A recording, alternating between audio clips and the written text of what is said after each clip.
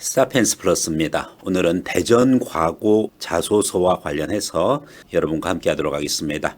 일단은 자소서 작성을 비롯한 전반적인 입시 일정이 코로나로 인해서 지연되었습니다. 지연되어진 만큼 여유가 생겼다고도 볼 수가 있는데, 반대로 오히려 원래 스케줄대로 맞춰서 지원 대비 철저하게 해주시고, 그리고 자소서, 그리고 영재성 평가, 그리고 캠프까지 전체적인 일정을 여러분들이 잘 점검해 주셔야 되겠습니다. 네, 대전과고 자소서 작성 사피엔스 플러스에서 여러분과 함께 시작하도록 하겠습니다.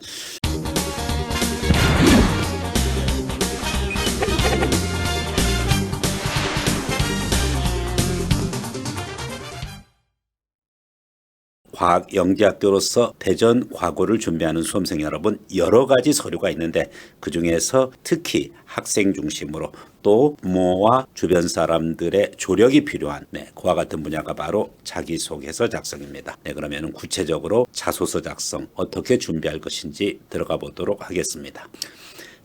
대전과고 자소서 양식입니다. 우선 지원자 기재사항이 있습니다. 기본적인 신상을 기록하는데, 최근에는 면접에서도 블라인드가 있듯이 자소서도 가능하면은 자기의 신분이 잘 드러나지 않는 쪽으로 하다 보니까 최소한의 지원자 기재사항을 가지고 있습니다. 그래서 자소서 첫 번째 지원자 기재사항에서는 성명, 성별, 그리고 자신이 소속된 학교, 학급, 그리고 검정고시면은 검정고시에 해당하는 그와 같은 요소만 기재해주면 되겠습니다.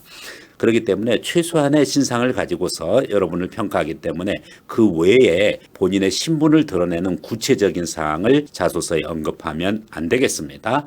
그러면은 대전과고 자소서 부분 것에 있어서 또 여러분들이 주의해야 될 내용이 다름 아닌 지원자 확인 서약이라는 부분이 있습니다.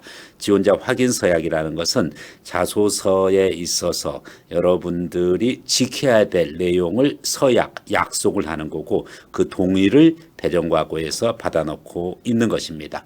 구체적인 내용 보면은 일단은 사실에 입각하여 직접 작성하는 부분이고, 사실 관련되는 내용을 요청할 경우에 여기에 협조해야 됩니다. 즉, 예를 들어서 자소서 부분 것의 유사성 검토라는 것이 있는데 30% 이상 유사한 경우에는 왜 이와 같이 썼는지 대전과고에서 요구했을 때 그 소명 자료를 제출해 줘야 되겠습니다.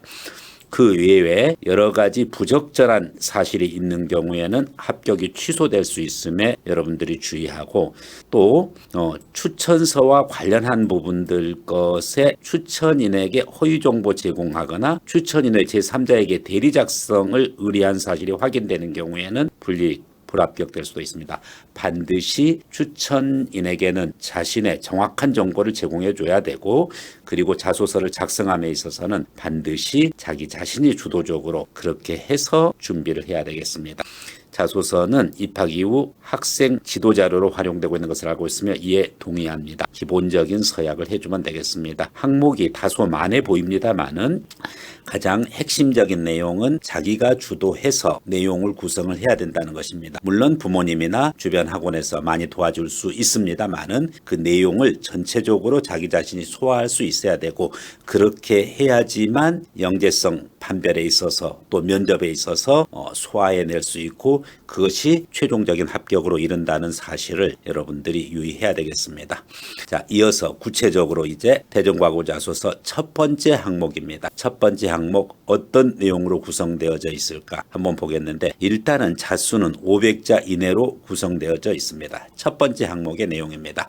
지원하게 된 동기, 그리고 지원자가 희망하는 진로와 연계하여 구체적으로 기술하시오. 첫 번째는 보통 지원 동기가 뒤로 마지막 항목으로 빠지는 경우가 많은데, 대전과고는 처음서부터 첫 번째서부터 바로 지원 동기를 요구하고 있습니다. 그런데 이 지원 동기를 쓸 때 희망하는 진로와 연계해서 써야 됩니다. 즉, 대전과고를 졸업하고 어떤 유형의 대학에 어떤 전공으로 전공을 하고, 그 전공한 이후에 대학을 졸업한 이후에 본인이 생각하는 진로, 직업 이와 같은 것과 연결해가지고 구체적으로 기술해야 되겠습니다. 그러다 보니까 단순하게 내가 대전과고를 합격하기 위한 자소서가 아니라 좀 더 구체적으로 여러분의 future goal, 미래의 목표가 무엇이고 이 미래의 목표를 달성하기 위해서 여러분들이 대학에서 어떤 메이저 전공을 해야 되고 이와 같은 대학에서의 전공을 하기 위해서 나는 대전과고에 지원하게 되었다.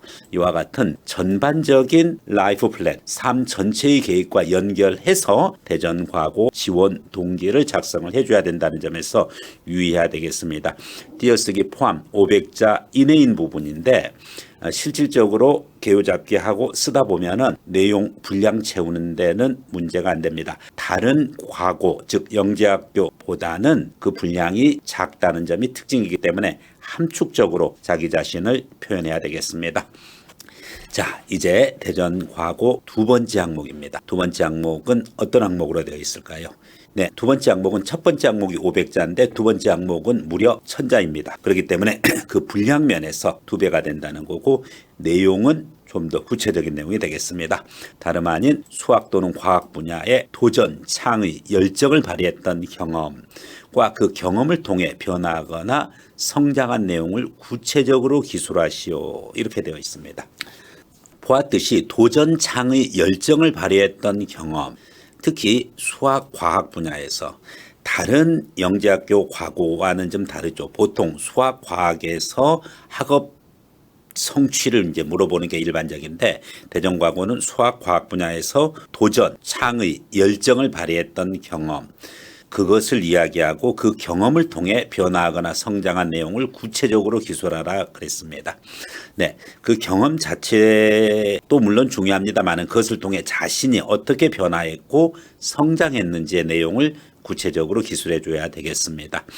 여기서 또 특히 도전, 창의, 열정을 수학, 과학에서 발휘하는 부분인데 어떤 차원에서 이야기하느냐, 그 도전, 창의, 열정의 내용이 높은 지적 호기심을 발휘했거나 과제 집착력이 컸거나 논리적 사고 능력이 뛰어났거나 창의적 문제 해결 능력이 있었거나 하는 식으로 도전, 창의, 열정을 수학, 과학에 내가 쏟아부었는데 그 쏟아붓는 분야, 방식 그리고 자신의 특성이 무엇이냐 이거죠.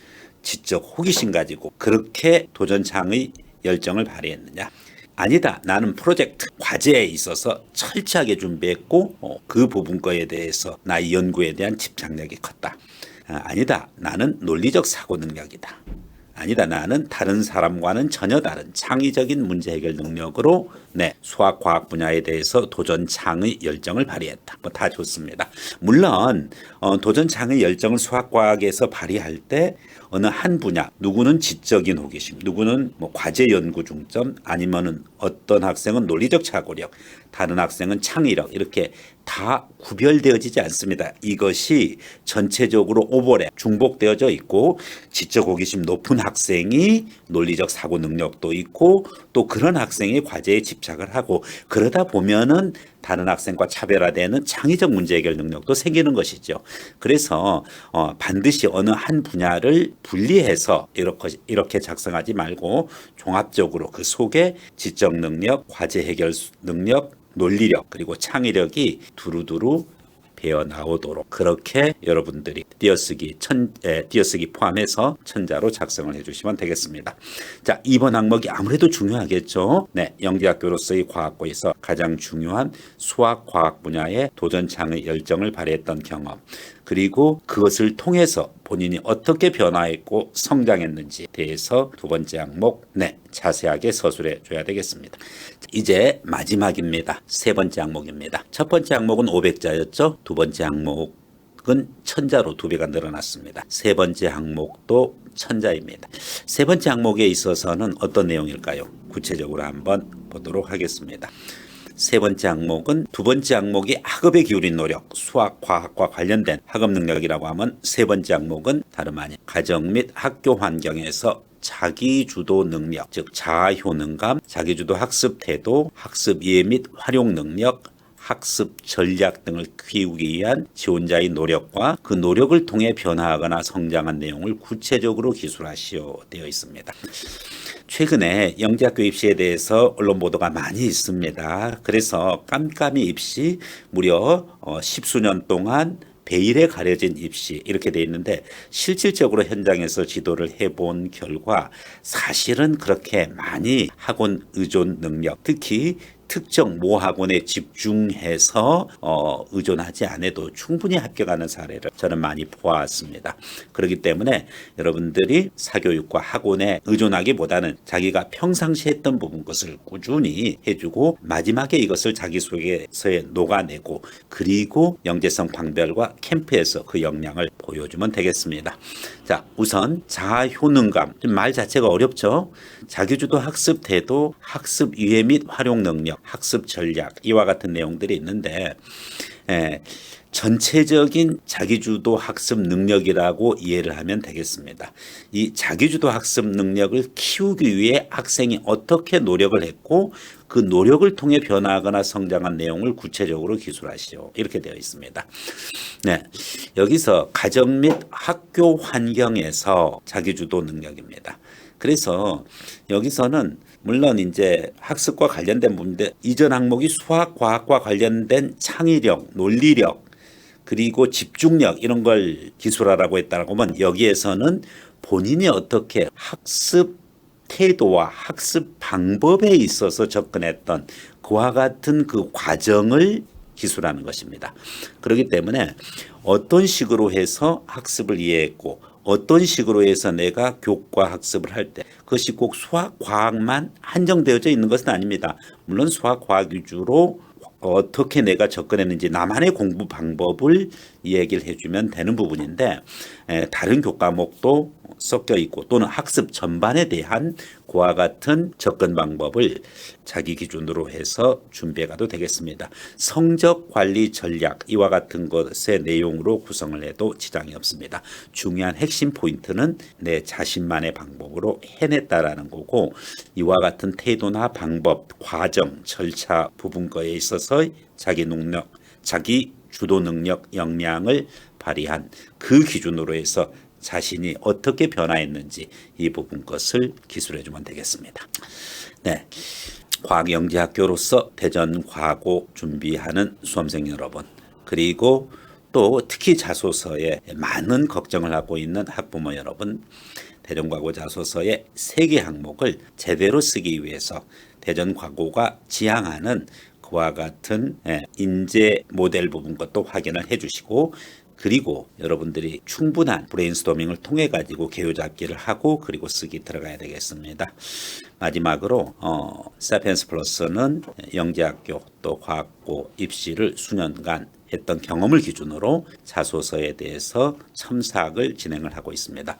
물론 내용 구성도 함께하는 부분인데 여기서의 핵심은 절대 학생이 중심이 돼야 된다는 사실 다시 한번 강조드립니다. 네, 이상으로 사피엔스 플러스에서 전달했습니다. 고맙습니다.